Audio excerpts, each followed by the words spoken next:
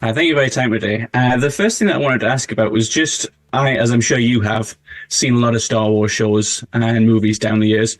And I think when you watch them, you can often kind of see the inspiration that new things have pulled from old things. But when I watched the first three episodes of Skeleton Crew, it felt almost like it was trying to find things that Star Wars hasn't quite done yet, things that have maybe been a little bit more in the background that haven't been had their stories told. Is that reading kind of correct with what you were going for? And Yeah, what were the that's inspirations? yeah, that's great because that's totally what we were going Yeah, for. Dave Filoni, when he would talk to us about the Star Wars creative process that he absorbed from working with George Lucas for such a long time, it was all about never trying to make something that felt like Star Wars. You try to go back to the core influences that influenced George. Yeah, use the same process that he used. And so for us, it was like going back to, an era of movies where kids' stories were taken seriously, and that sort of plus pirates. And so we went back and watched like pirate serials from the 30s and old like Errol Morris like swashbuckling films, and trying to build our own sort of like database of inspirations and then draw from that. Kind of like try to imagine if George Lucas was making this, what old films would he have watched? What things would he be trying to watch? Treasure Island, and he would have watched The Seahawk. Yeah, Captain Blood.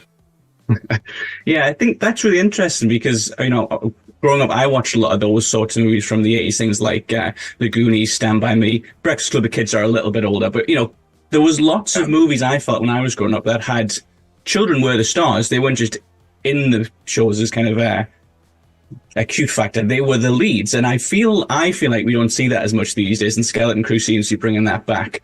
They were the absolute leads of those films, and they weren't stars. They were just real kids, and they were taken seriously, and I think that's sort of what we're tapping back into. How difficult is it to do that in the kind of, I guess, the current environment when a lot of the kids, as you say, that isn't really how the industry works anymore? I know you have a big name in Jude Law in this, but mostly the kids have a lot of the screen time, and they have a lot of scenes where it's just them or just them and an android. What is that like, kind of going through that creative process where you are kind of having to, I guess, mentor the people that you're working with?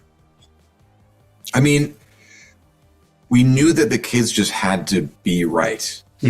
Casting is the biggest kind of directorial choice so that the kids can just be the characters. Yeah. Richard Donner, who made The Goonies, gave me the advice. He said, when you're casting kids, you don't cast them to play a role, you cast them because of who they are.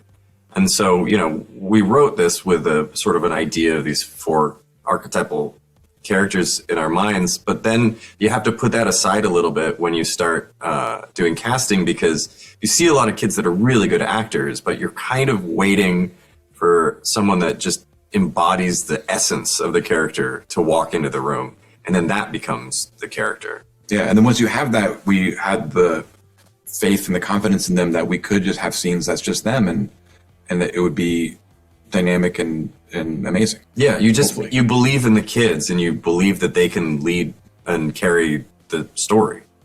Yeah, absolutely. I think you see a lot of that, freedom, I guess, on the screen. It feels, their interactions feel, I know they are scripted because it's a TV show, but they feel more natural in that sense because of how it works. And creating an on-set culture that was all geared towards that the kids were there to play and have fun, and even if it was a serious or scary scene, it was still just part of that game. And you have producers like, Kathy Kennedy produced all those Amblin films, so like she understands what that feels and looks like to let kids be the lead. And Jon Favreau as well. I mean, Jungle Book is like, it's a kid in the main role, and that's in the confidence that a kid can carry a story. Yeah, absolutely. And I mean, you've mentioned a few names, obviously, Favreau, Filoni, Kennedy, Donahue. It seems like quite a collaborative process, and that's kind of reflected, I guess, a little bit in the directors of the show. There are 3 episodes that I've seen. One was by you, John, and the other 2 were by David Larry. But I know there's like Daniels are involved in this. Bryce Dallas Howard has an episode.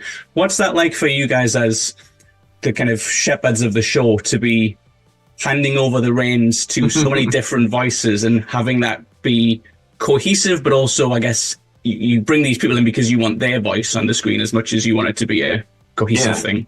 Well, I was given so much freedom at Marvel when I was making Spider-Man to just kind of go out there and do my thing. That I wanted to afford the same luxury to our directors, but we also all grew up watching the same films and had the same references, so everyone was already on board tonally as to what the show should feel like. So it was kind of easy for us to get out of their way and let them go, do what they do. And it worked out so well, almost just naturally with everyone's schedules, that we almost got to perfectly cast each director to the episode that actually really fit them really well. Yeah, which was nice. I think we just got lucky. I guess one of the things I wanted us to kind of get more into the show itself is one of the, I guess, core themes or archetypes that you see in Star Wars a lot is the droids. There's always, C-3PO, R2-D2, and then since then they've all had different sorts of droids. What I noticed a lot with Skeleton Crew was the droids seemed to almost be roadblocks. The teachers, the ones in the house, they didn't seem to necessarily be helpful. They seemed to be doing something different to what we've seen kind of typical comic relief droids do in Star Wars before. I just kind of wanted to get your take on what you feel it adds to the show, why you went in that direction with the droids, and how that makes Skeleton Crew a little bit different from some of the other Star Wars things out there. Well, it's great to put them as obstacles to the kids, especially on their home planet. Like I feel like parents who were busy at work would lean on droids in that way. But then with 33, we imagined him as like, who's the absolute worst babysitter you could ever have for like 4 10-year-old kids? Like this cranky, mean, rusty, old droid. We liked putting him in their way, but he also treats them like adults. Which, there's the flip side of that coin. There's a big difference between the AT-AT droids and 33, or the droids they would meet out in the galaxy, because I think the droids on AT-AT are specific in particular to that society, and there's something that's part of the theme in the story. It's interesting to see the way that people on AT-AT rely on technology. Maybe in a different way. It's cool that you're picking that up. Yeah. How important was kind of getting the AT-AT and stuff right? Because obviously, I think what a lot of people will be drawn into this show, Skeleton Crew, Pirates, space, they're obviously the really cool, interesting things about the show. But the first episode had none of that. The first episode's entirely on the home planet. It's very grounded in kind of establishing that. And we don't see a lot of those sorts of scenes in the kind of typical epic, but obviously in the kind of 3 trilogies, they're all out having adventures. How important was it to ensure that both you and the audience were going to be grounded in these are not used to being adventurers, if you like? Yeah. I mean, we've always been interested in the kind of more mundane elements of the Star Wars galaxy as well. Andor starts to explore that, which I think is really fascinating. That was coming out as we were shooting, so we were excited to see what they were doing as well. But I mean, it's sort of establishing what their home life is like. And that's a big part of our storytelling, is the mundane, safe, quiet home that when you're a kid, you just cannot wait to leave. Like you're dying to get out into the galaxy to have a bigger adventure. But then, what sort of lesson do you learn along the way? That was a important part of the story for us. Yeah, absolutely. And one of the other things that we see on AT-AT is Neil. Neil, I think, was probably my standout character in the episode, just because he felt like other than the fact that he was a little elephant boy, he felt like he could be in something like the Goonies.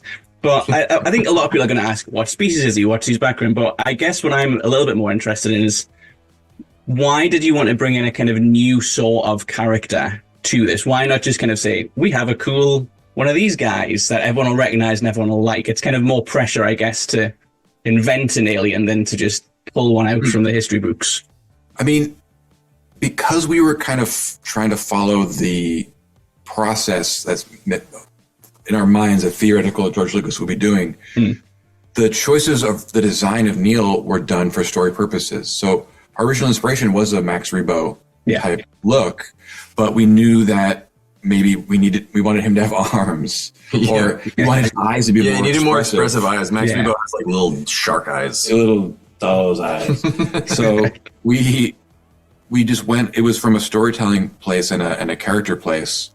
And then we felt free to create a new species. Because if you look at the breadth of diversity of alien species in the galaxy, there's lots of other species that have trunks. It's not just Max or ortolans and all of that. So, you know, I was definitely a little nervous to be like introducing anything new that's becomes Star Wars canon, but having honestly having Dave Filoni saying it's okay, you're allowed to do it.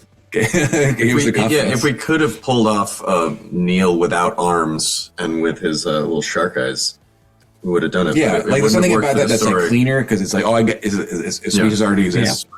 It's a big galaxy. There's a lot of pachydermoid species out there. It's a new word that I've learned today. I think I've got time for just one more question. So I want to ask particularly just about the release coming out in December. It's traditionally a really, really big time for Star Wars. Obviously, they have the holiday special, but a lot of the movies came to the cinema over the Christmas period. Yeah. I guess just if you're speaking directly to the audience, why should people or families be watching Skeleton Crew over Christmas? Oh, wow. I mean, we kind of designed the show to hopefully work really well for people who are totally new to Star Wars, whether they're kids or just haven't watched it yet. You can really follow along because the kids' journey is about not even knowing anything about Star Wars themselves. Yeah.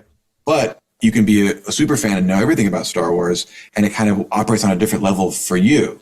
So we really want families to be able to watch together. So I mean, if the holidays are about family, it's kind of a beautiful thing.